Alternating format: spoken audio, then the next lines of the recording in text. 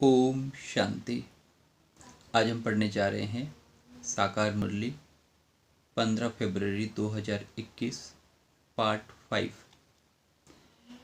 कल मीठे मीठे बाबा ने पार्ट 4 में बताया कि जन्म जन्मांतर हम देह अभिमान के अभ्यास में रहे, इसलिए आत्मा भूल गए हैं। लेकिन बाबा बता रहे हैं कि हमें आत्म अभिमानी स्थिति अर्थात देही अभिमानी स्थिति की बार बार अभ्यास करने की ज़रूरत है, क्योंकि आत्म अभिमानी स्थिति से ही हम परमपिता परमात्मा को याद कर सकते हैं। जो गीता के महावाक्य है, मन मना भव, मन से मुझे याद करो। तो आज सुनते हैं स्वयं परमपिता परमात्मा त्रिमूर्ति शिव भगवान हमारे लिए क्या महावाक्य उच्चारण करते हैं। बड़े प्यार से सुनते हैं।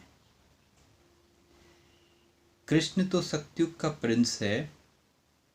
जो सूर्यवंशी देवता थे उनमें कोई ज्ञान नहीं, ज्ञान तो प्राय लोप हो जाएगा। तो बाबा आज बहुत ही बड़ी गुह्य रहस्य बता रहे हैं हमें।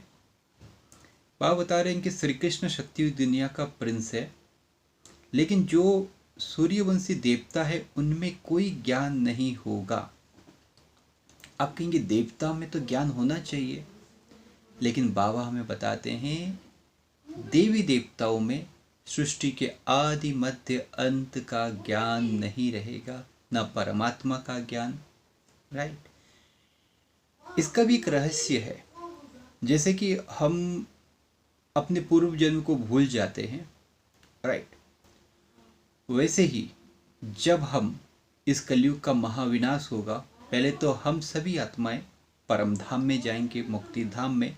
मुक्ति धाम से फिर आएंगे सत्युग दुनिया में, राइट। और सत्युग दुनिया हमारा प्रारब्ध है, हमारे पोस्ट हमको मिल जाती है। जो अभी हम पढ़ाई कर रहे हैं उसका रहस्य है सत्युग दुनिया, और उस दुनिया में हम आते हैं देवी देवता का पार्ट प्ले करने के लिए।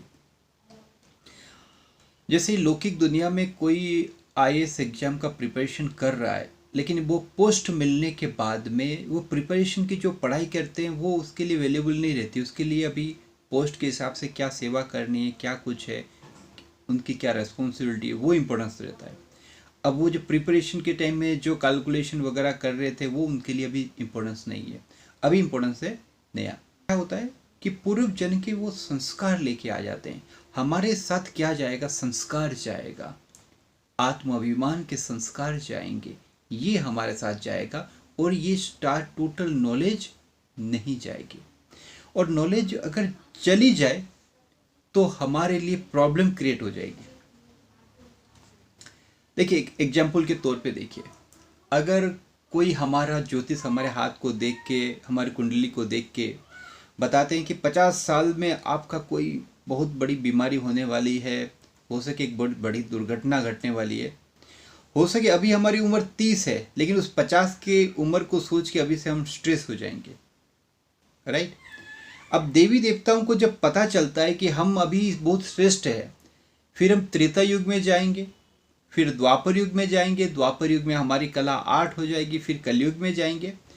तो अब जो सर्वोच्च स्थिति में है उसका जो आनंद लेना चाहिए वो ले नहीं पाएंगे, क्योंकि उनको भविष्य की चिंता होने लग जाएगी। इसीलिए सत्युग के देवी देवताओं को ये ज्ञान होता ही नहीं है, होने से फायदा भी नहीं।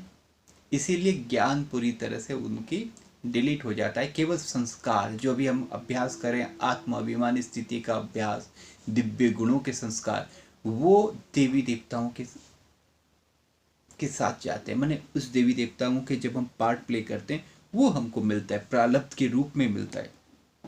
जैसे एक बच्चा जन्म होते ही अमीर घर के अंदर जन्म होता है, तो वो क्या बोलते हैं कि इसका प्रारब्ध बहुत अच्छा है, जो जन्म होते ही अमीर घर में आया है। तो वैसे ही हमारा जो अच्छे कर्म का रिजल्ट हम सत्युग में पाते हैं देवी देवताओं के रूप में, राइट। फिर बाबा क्या बताते हैं? ज्ञान है ही सदगति के लिए, सत्युग में दुर्गति में कोई होता ही नहीं है, वो है ही सतयुग। बाबा बताते हैं ये जो ज्ञान अभी बाबा हमको दे रहे हैं सदगति के लिए, अर्थात सत्युग की दुनिया में जाने के लिए, मुक्ति में जाने के लिए।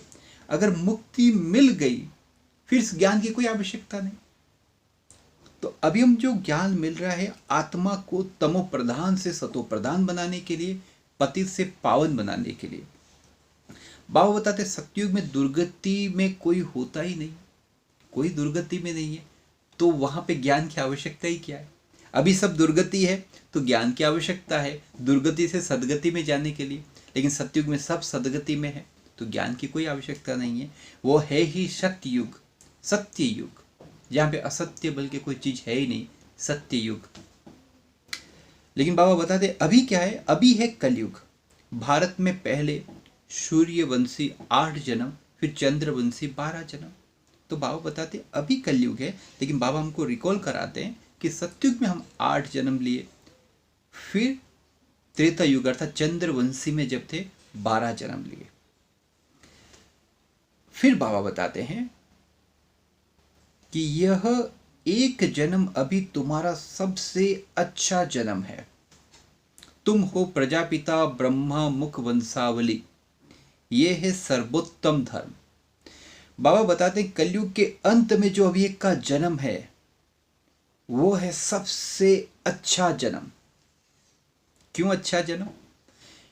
क्योंकि इस समय ही हम परमपिता परमात्मा के साथ कनेक्ट होते हैं, परमात्मा के द्वारा अतीन्द्रिय सुख का अनुभव करते हैं और हमें सृष्टि के आदि मध्य अंत का ज्ञान मिलता है।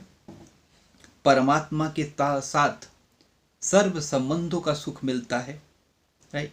तो संगम युग को जितने भी युग है सबसे ऊंचे युग, इवन इस युग को डायमंड युग भी कहा जाता है, सतयुग को गोल्डन एज और ये है डायमंड एज। तो डायमंड की वैल्यू ज़्यादा है गोल्डन से, गोल्ड से। तो बाबा बताते हैं कि ये जो है ना अभी का जो समय है, ये जो लास्ट अंतिम समय, ये बहुत ही अच्छा जन्म है, क्योंकि इसमें आत्मा की जो बैटरी है चार्ज होती है। अभी हम तमो प्रधान है कलयुग में, परमात्मा की याद से ज्ञान से हमारे आत्मा रूपी बैटरी चार्ज होती है, क्योंकि हम चढ़ते हैं कहाँ दुख से इतने हम ऊपर ऊपर उठते हैं। लेकिन सतयुग में प्रारब्ध भोगते हैं, वो कंस्टेंट है सुख। यहां पर नीचे से पूरा ऊपर की तरफ उठते हैं। एक कोई इंसान भिखारी हो और वो धीरे धीरे लखपति से करोड़पति बनता रहे तो उसके अंदर ज्यादा खुशी आएगी, लेकिन वो जन्म से ही करोड़पति है तो उसको उतना ठीक है, चलेगा, ठीक, करोड़पति तो है ही। वैसे ही बाबा हमें यही बताते अभी हमारी चढ़ती कला है, अभी हम ऊपर उठ रहे हैं, ऊपर उठ रहे हैं, तो आनंद सफलता अब हम बहुत सारे अनुभव करते हैं। और स्वयं परमपिता परमात्मा जिसका ना हम सतयुग में अनुभव करेंगे, ना त्रेता युग में, ना द्वापर युग में, ना कलयुग में, हम उनका अनुभव करते हैं इसी छोटे से संगम युग में, जो यदा यदा ही धर्मस्य ग्लानिर्भवति भारत में गायन है। तो इस समय ही हम वो सब कुछ अनुभव करते हैं। तो बाबा बताते हैं ये है सर्वोत्तम धर्म, अर्थात ब्राह्मण धर्म ही है सर्वोत्तम धर्म। फिर बाबा बताते हैं देवता धर्म सर्वोत्तम धर्म नहीं कहेंगे, ब्राह्मण धर्म सबसे ऊंचा है, देवताओं तो प्रारब्ध भोगते हैं। बाबा बोलते हैं कि देवता जो धर्म है उसको ऊंच धर्म नहीं कहेंगे, वो ऊंच नहीं कहेंगे उसको, क्योंकि देखते देवताओं को भी क्या बताते हैं मुख, लेकिन ब्राह्मण है चोटी, चोटी ऊंची है कंपैरेटिवली, देवताओं को मुख के हिसाब से दिखाते हैं। तो ब्राह्मण धर्म सबसे ऊंचा है क्योंकि देवताएं प्रारब्ध भोगती है, जो अभी हम संगम पर जो पुरुषार्थ करते हैं उसका प्रारब्ध भोगते हैं। जैसे अभी हम डिस्कस किए, नीचे से ऊपर की तरफ उठते हैं, आत्मा तमो प्रधान से सतो प्रधान होती है, पतित से पावन होती है, आत्मा रूपी बैटरी चार्ज होती है। तो इसीलिए देवता धर्म से ब्राह्मण धर्म ऊंचे हुआ। अब खुद सोचिए, देवता में प्रारब्ध भोगना है, लेकिन अभी जो हमें सुख मिल रहा है स्वयं भगवान के साथ मिलन मनाना, भगवान के महावाक्य सुनना, राइट, भगवान से हर संबंधों का सुख लेना, अतीन्द्रिय सुख। सतयुग में सुख है लेकिन संगम युग में अतीन्द्रिय सुख है। तो अब आप समझ सकते हैं, इसीलिए बाबा ने बताया कि ब्राह्मण धर्म सबसे ऊंचे है देवता धर्म से ही। आशा है कि आपको ये भगवान की गहरी गहरी बात बहुत ही आनंद प्रदान कर रही होगी, बहुत ही खुशी प्रदान कर रही होगी, क्योंकि अभी का समय बहुत ही पावरफुल है, बहुत ही आनंदमय है। जितना हम इसका आनंद ले सके उतना कम है। आप सभी को बहुत बहुत धन्यवाद। ओम शांति।